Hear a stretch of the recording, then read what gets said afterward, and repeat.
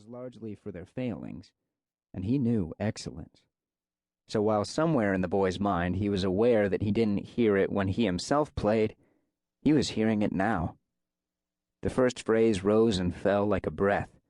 Sticks rippled like muscle and teased, tingling, resting on the edge of the ride.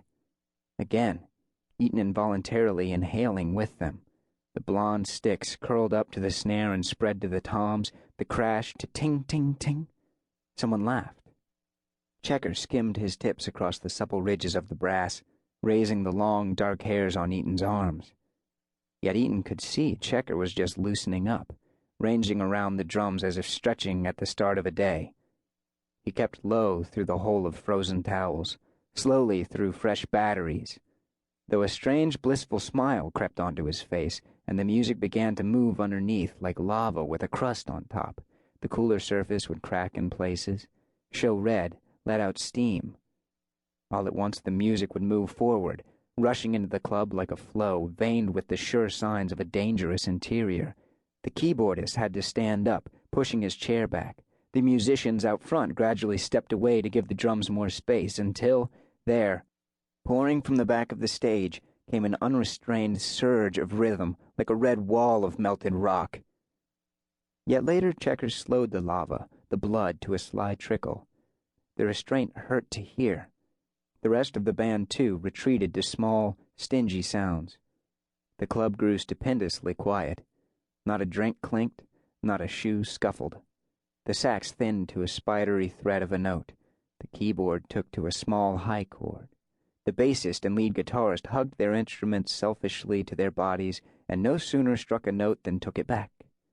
But quietest of all were the drums, pattering, the sticks like fingertips, until Checker was no longer on the heads themselves, but only on the rims, ticking, rapid, but receding all the more. The audience was leaning forward, barely breathing. But the sound, meanly, left them, though it was a good 5 seconds before they realized that the band had ceased to play. In the midst of this silence, Checker began to laugh. "Clap, you sons of bitches!" And they did. Eaton excused himself to go to the men's room. He leaned over the sink, bracing his hands on either side of the porcelain, panting. Looking up in the mirror, he found his usually handsome, narrow face pasty, with sweat at the hairline. Eaton leaned against the wall with his eyes closed and waited there through the entire break. For the second set, Eaton could listen more clinically. He noted the tunes were original, and several had to do with bicycling, of all things. Like the name of the band. Cotterless Cranks, Big Bottom Bracket, Flat Without a Patch Kit on the Palisades, Cycle Killer, and Blue Suede Brake Shoes, or Perpendicular Grates, to which Eaton caught most of the words.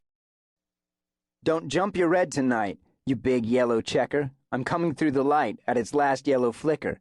Shine your bulging brights right into my reflectors. Listen close and you might hear my freewheel ticker-ticker.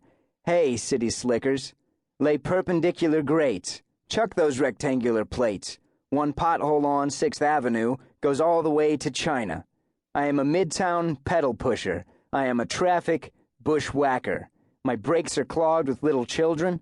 Greasy strays keep my gears working. Doggies watch your tails, old ladies hold your bladders, scarvy starlets trim your sails, or choke on Isadora tatters. Better step back to the curb, enough women are battered. Brave Lolitas round the curve, you don't want to be flatter. Hey, hard hatters, lay perpendicular grates. Chuck those rectangular plates.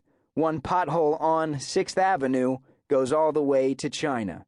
I am a midtown pedal pusher. I am a traffic bushwhacker. My brakes are clogged with little children. Greasy strays keep my gears working." Eaton told himself that songs about bicycling were silly. He even managed to turn to Brinkley between tunes and advise him, "You know, technically the guy's a mess." True, Checker played as if he'd never had a drum lesson in his life. He held his sticks like pencils. Yet, Eaton had never seen such terrific independence, for Checker's hands were like two drastically different children of the same parents. One could read in the corner while the other played football. What was Eaton going to do? Bitchy carping.